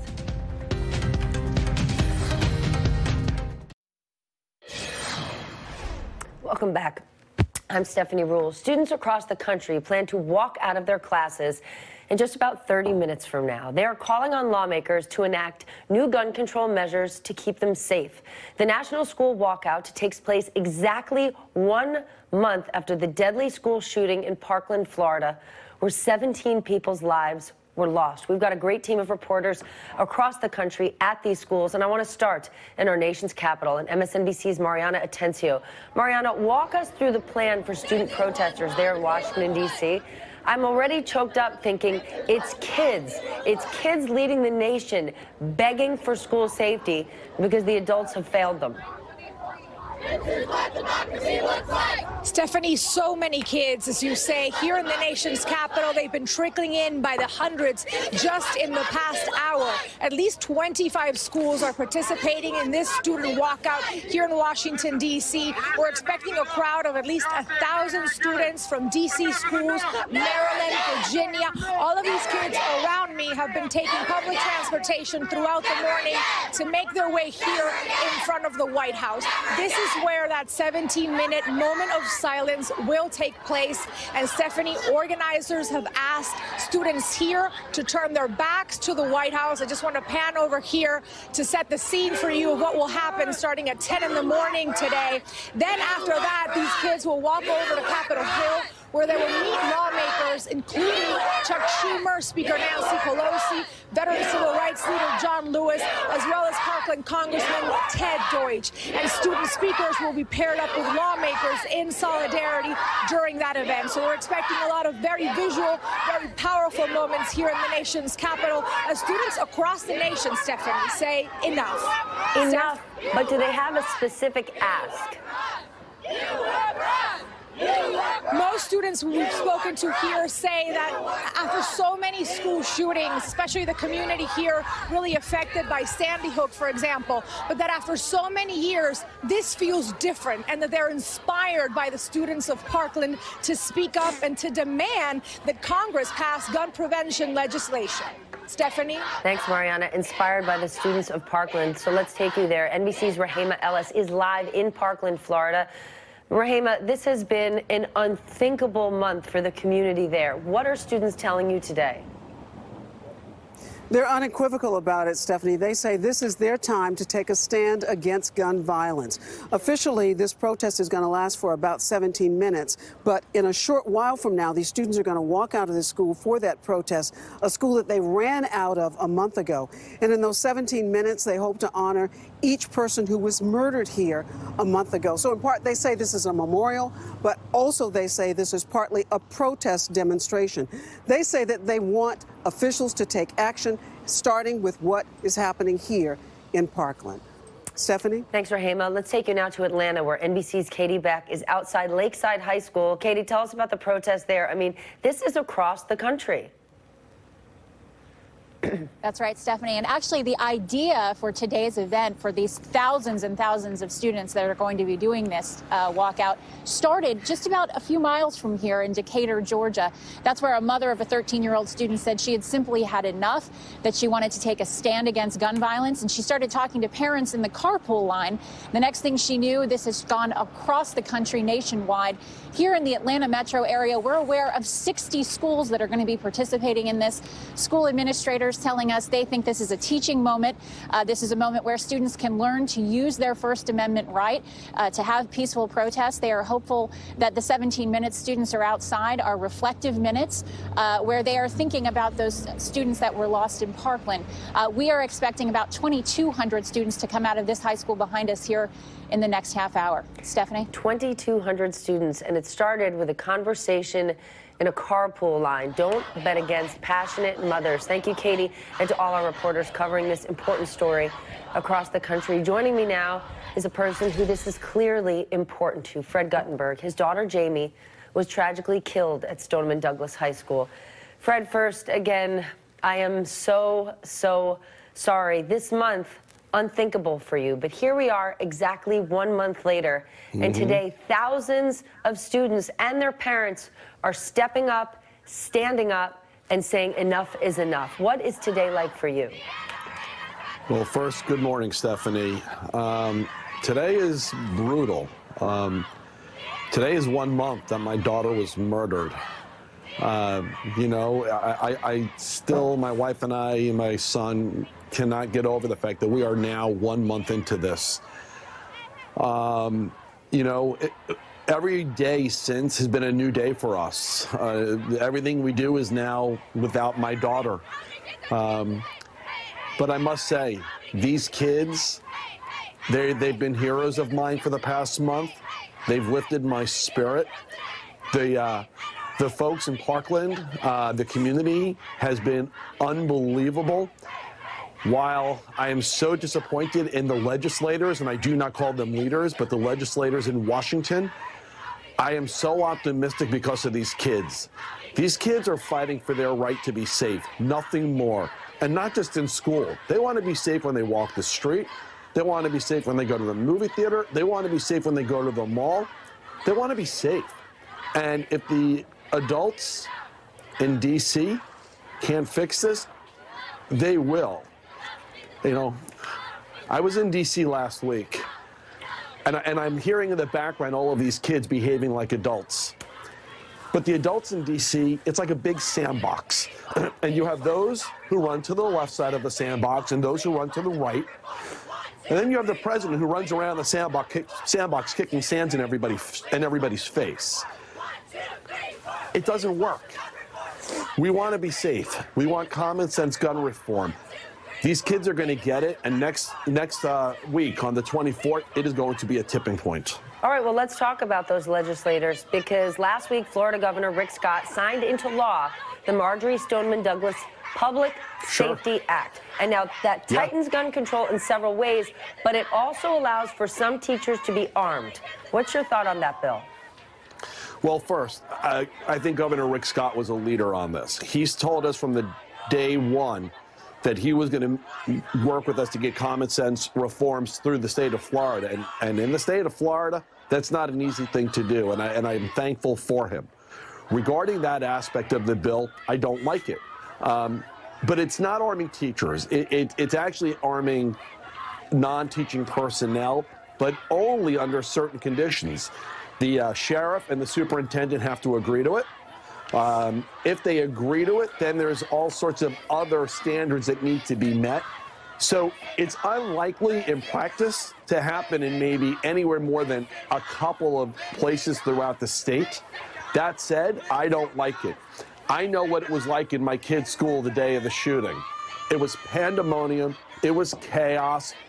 It was so thick with smoke that you had kids running all over the place. The idea of a teacher untrained the way a law enforcement officer would be in there without proper gear, focused on trying to shoot at a shooter versus getting kids to safety is a problem to me. However, I supported that bill because everything else in it will make our kids safe. Had that bill been in effect 4 weeks ago, my daughter would be alive today. Then what is your message to President Trump? Because President Trump seemed to have an open mind and an open heart soon after the shooting, but since then he's abandoned his promise to push for gun control measures opposed by the NRA, including raising the age limit to purchase rifles. Is the president caving to the NRA? Because what we're hearing from him in the last few days is straight out of NRA talking points. Oh, listen, it's like I said, the president is the one in the sandbox kicking sand in everyone's face. So what do you say to him today? He watches cable TV. I wanted to stop.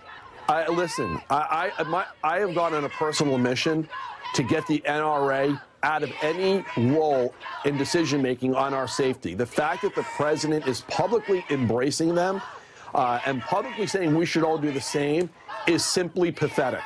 And I want him to stop. I want him to act like a leader. And when it comes to this issue, and I'm only talking about this issue, he is failing miserably.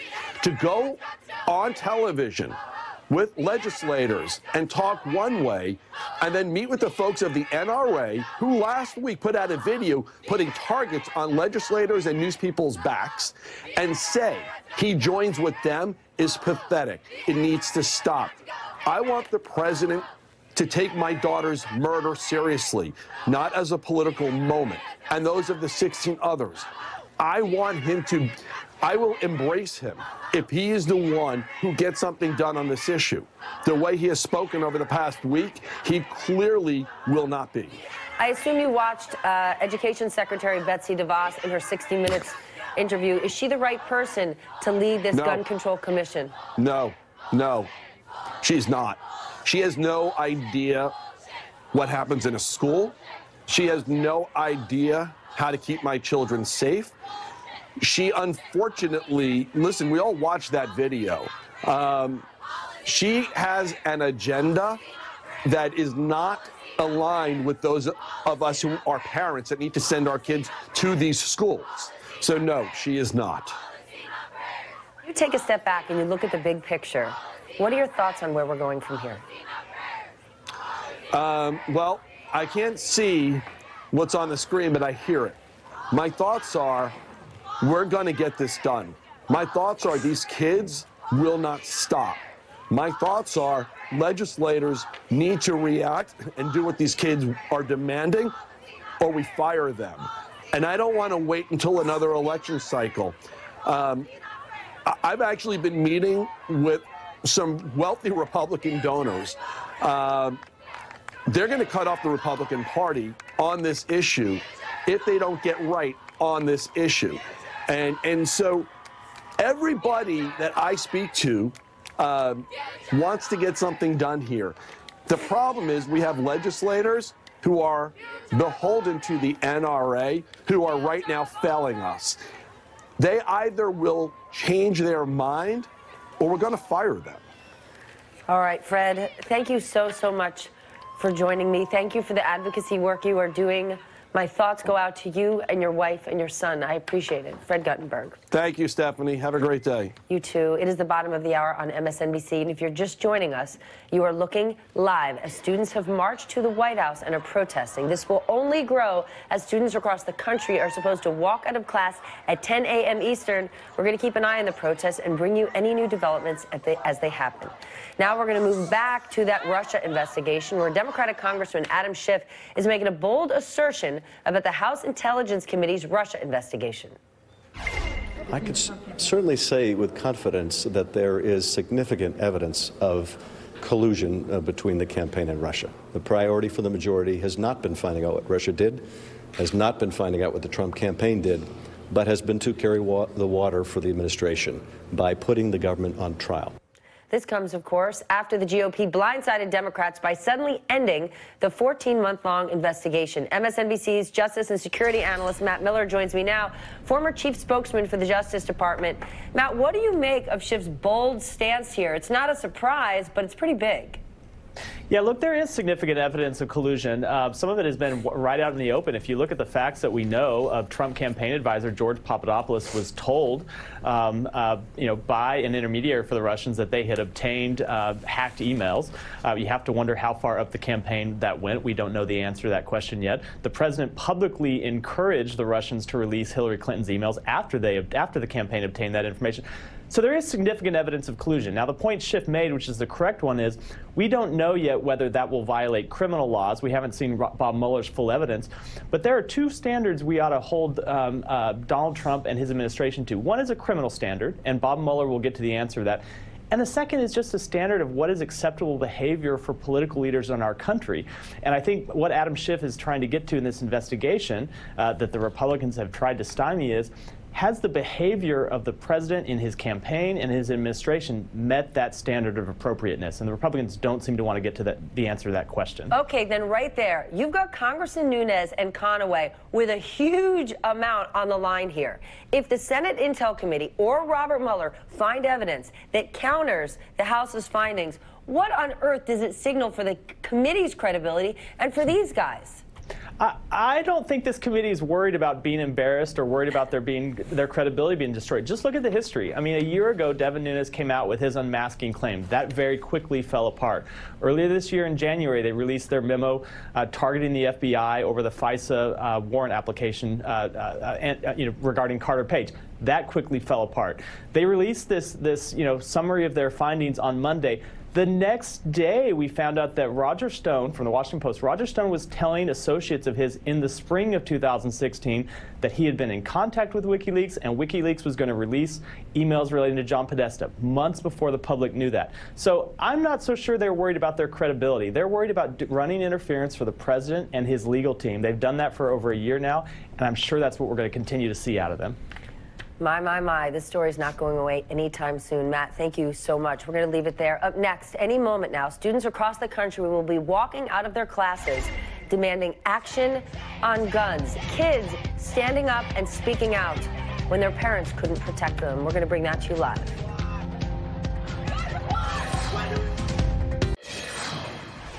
Welcome back. Time now for your morning primer. Everything you need to know to get your day started. We begin with breaking news in London, where Prime Minister Theresa May is expelling 23 Russian diplomats and suspending all bilateral relations after Russia failed to explain how a nerve agent was used to poison a former double agent and his daughter. And in Austin, Texas, police have identified the 17-year-old killed in Monday's explosion as Draylon Mason. So far, 2 people have been killed after 3 bombs disguised as packages were detonated in different parts of the city. Authorities believe these explosions are connected. And British astrophysicist Stephen Hawking died early this morning. The 76-year-old was famous for his groundbreaking study of gravity and best-selling books after being diagnosed with ALS when he was just 21 years old. An extraordinary man. And a spokesman for Immigration and Customs Enforcement, known as ICE, says he quit because the Department of Justice used false, fake, that's a lie, misleading statistics to attack the mayor of Oakland for warning residents about upcoming raids. And Toys R Us could file for liquidation as early as today, closing 800 U.S. stores. The retailer filed for bankruptcy back in September. And in just less than 20 minutes from now, students across the country plan to walk out of their classes. It is part of a national protest calling for more gun control, 1 month to the date after the deadly shooting in Parkland, Florida. You are looking live as a group of students are protesting outside the White House. This scene will be replicated across the country this morning. And these are live pictures from New York City, where students are already starting to march. NBC's Ron Allen is live outside a high school in Great Neck, New York. Ron, they don't call it Strong Island for nothing. What is the sense there? Well, this is a big day for these students, Stephanie. You have to remember, these kids are 17, 18, even younger. Some middle schools are walking out. And this may be the first time they've done something like this. And technically, they're breaking school rules by going out and expressing their First Amendment rights to protest. There have been scattered threats of suspensions around the country from some school administrations. But for the most part, school administrators are getting out of the way and trying to support this and trying to make it a very positive thing. Here, there's about 1,000 students at this high school.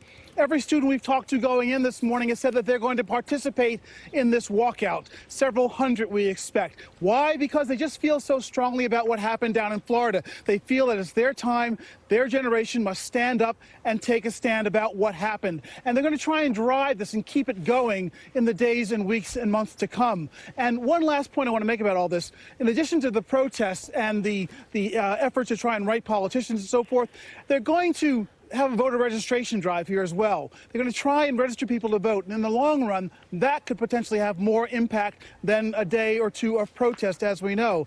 But the bottom line here, it's a really big day for these students. They're moving forward. They're trying to make sure the nation does not just forget about what happened in Florida or move on from what happened in Florida or have the same old conversation about it. They want to see something happen. They want to see some change. And again, we expect several hundred students to be out here in just a few minutes, as at so many other locations around the country. That is noteworthy. Those kids out there registering to vote. And remember, they'll be voting for years and years to come. Thanks, Ron. It's time now to turn to my favorite part of the show, money, power, politics. And we have got to get back to the narrow victory by Democrat Conor Lamb in Pennsylvania's 18th district, also known as Trump country. This is a race Republicans clearly should have had in the bag. I'm joined now by a man who's feeling pretty good today, Chairman of the Democratic National Committee, Tom Perez. Tom, I've got to start with congratulations, but you can't run too big of a victory lap. You got to get back to work. What is your response to RNC people who like to say that Lamb, he was essentially a Republican, he's pro-life, he's pro-gun, he's a vet? They want to ride that argument. What do you say to that? Conor Lamb was fighting for the issues that people care about. He was fighting for the right to organize a union. He was fighting for pension security. Republicans have had years to help those coal miners in Greene County, Pennsylvania, and they haven't done a thing for them. And that's what Conor was fighting for. He was fighting for access to health care, the #1 issue for voters in District 18, as it was across the country, was health care. And they understand that Democrats believe health care should be a right for all and not a privilege for a few, and the Republicans are trying to take it away. So we've been fighting for the issues that people care about, not just in District 18, but in all these special elections that we've been winning. This is not an aberration. This is a trend that dates back to 2017, and we're winning because we're fielding good candidates everywhere, we're organizing everywhere, we're leading with our values, and that's how we win. And there, as you know, there are 114 congressional districts that are more competitive than Conor Lamb's district. Republicans are understandably quaking in their boots because this culture of corruption that they've wrapped themselves around with Trump, they will continue to do that at their peril. It's clear Democrats know how to vote against Trump, but what happens when they're voting against themselves? Months from now, will we see Conor Lamb be primaried by a more progressive Democrat? Because we're in this moment where Conor Lamb was able to pull those disenfranchised Republican voters. But if Democrats go too far to the left, if they go from Trump country to Elizabeth Warren land, you're going to lose that voter. Well, I had the privilege of working for Ted Kennedy, who was my original political mentor. And he taught me something really important, Stephanie, which is that we should never confuse unity with unanimity.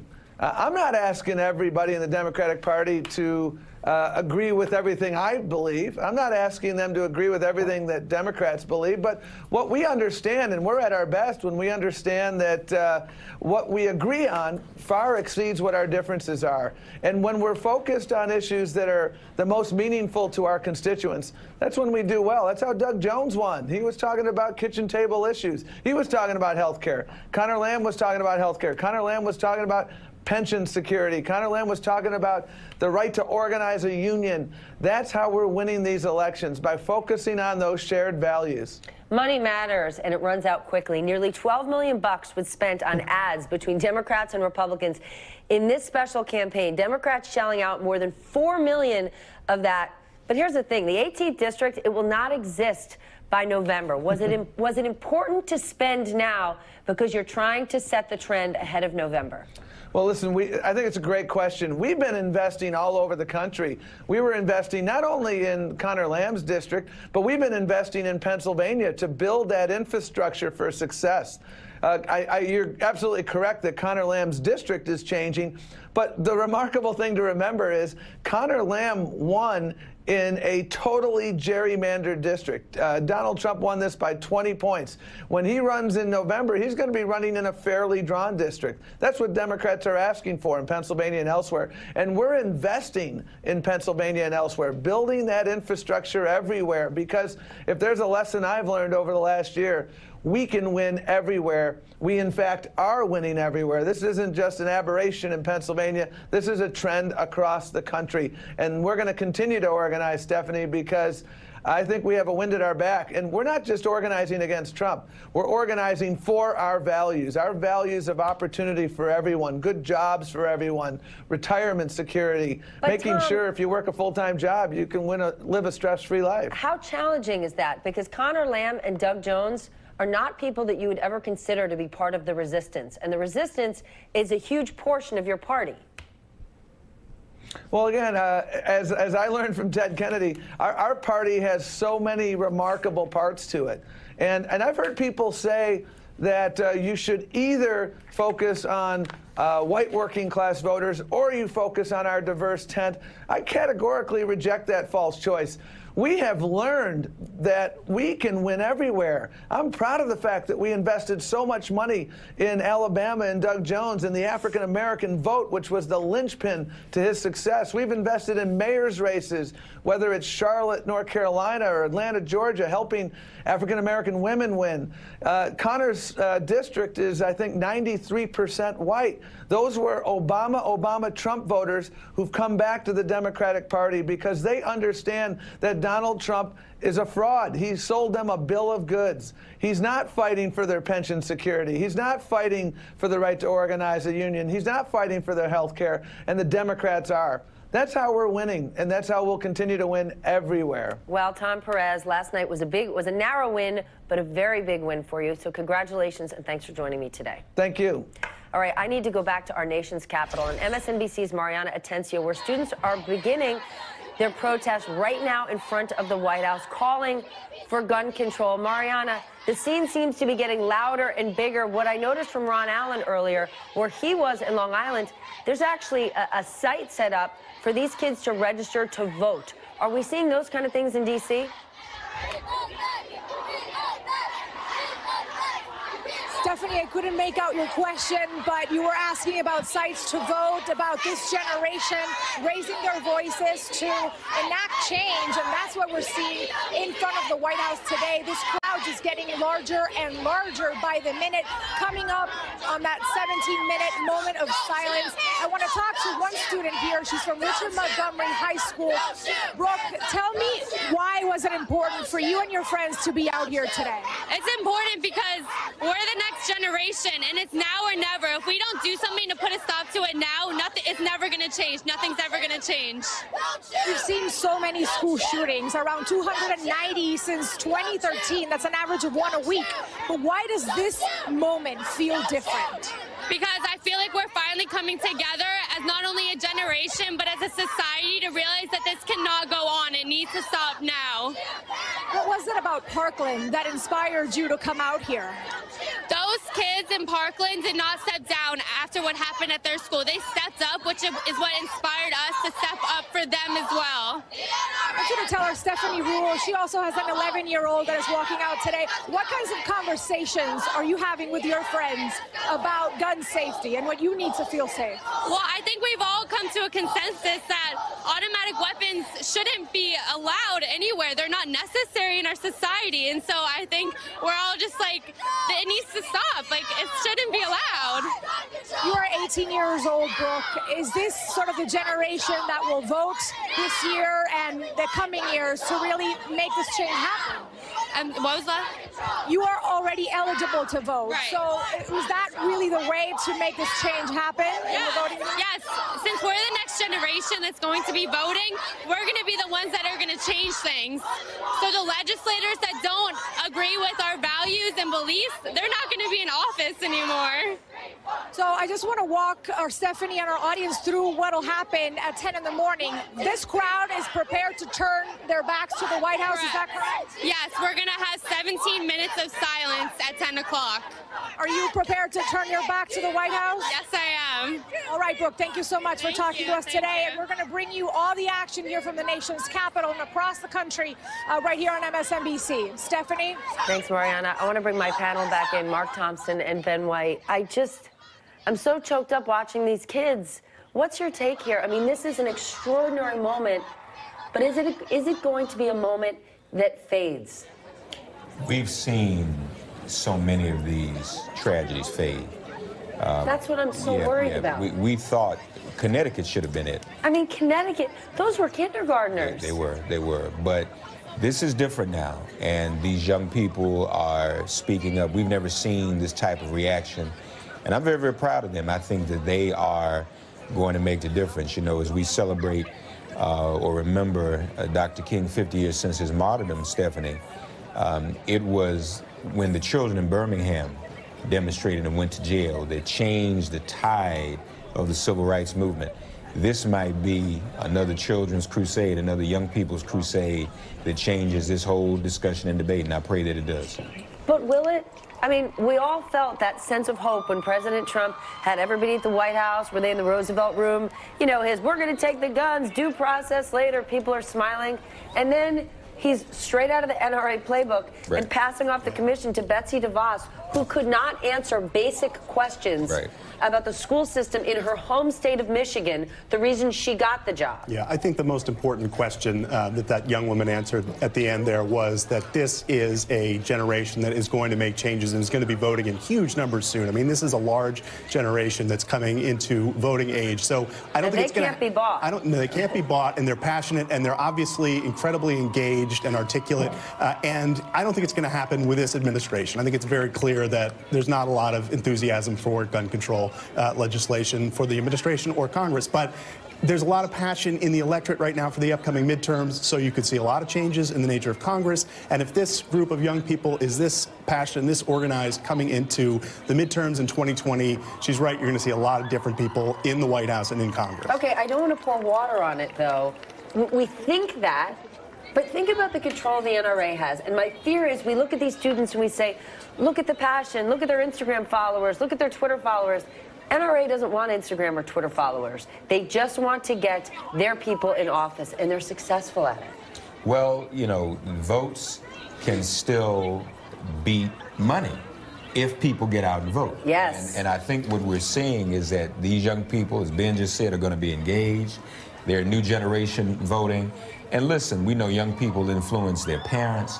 People are tired. There is no reason for kids to have to go to school every day and fear getting shot. I think it's a wrap. I think this is going to have a great deal of staying power. I think this is going to inspire the whole nation to finally stand up. There's no reason for this anymore. And I dare say, it may not be documented from last night, but I think we're seeing in America a lot of people, a lot of voters changing, getting fed up with the same old, same old. I think Parkland was a very, very real wake-up call. It's senseless violence. Yeah. This is not happening anywhere else in the world but right here in America. Then do you think what we're going to get is sort of this common sense compromise in the middle? You know, earlier I spoke to the father of a Parkland student who died.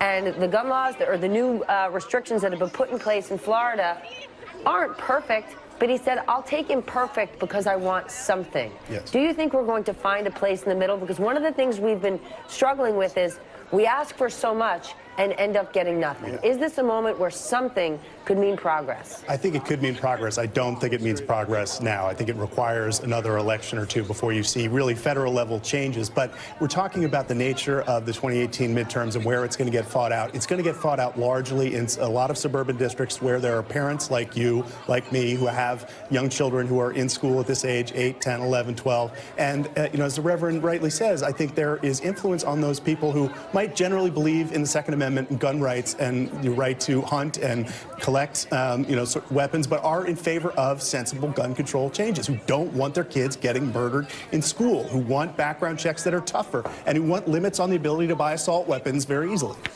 You know what else? Previously, we couldn't talk about guns and gun control in the midst of an election because it would mobilize the NRA base, which we couldn't beat. There are new polls now that are showing that that's no longer the case. So now, remember, because when Roy Moore ran, there was a shooting right before. And we all said, let's not talk about the shooting until after they choose the election for Roy Moore so we wouldn't help him.